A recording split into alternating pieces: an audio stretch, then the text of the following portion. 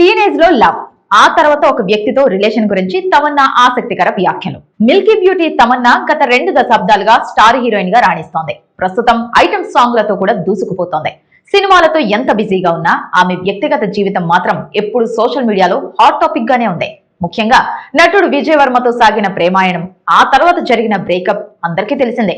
తాజాగా ఒక ఇంటర్వ్యూలో తమన్నా తన ప్రేమలు, బ్రేకప్స్ గురించి ఎమోషనల్ గా స్పందించింది. ఇంటర్వ్యూలో తమన్నా మాట్లాడుతూ, నేను టీనేజ్ లో ఉన్నప్పుడే మొదటిసారి ప్రేమలో పడ్డాను. కానీ నా లక్ష్యాలు, కెరీర్ కోసం ఆ బంధాన్ని వదులుకోవాల్సి వచ్చింది.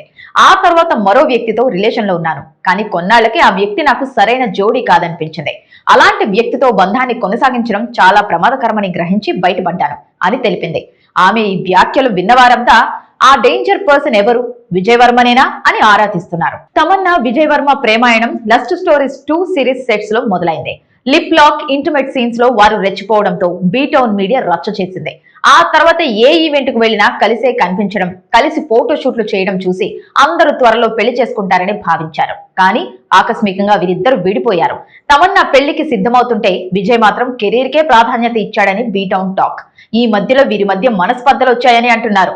తమన్నా ఇప్పుడు ప్రేమ కంటే ఆత్మగౌరవం, కెరీర్ ముఖ్యమని స్పష్టంగా చెప్పడం అందరినీ ఆకట్టుకుంది.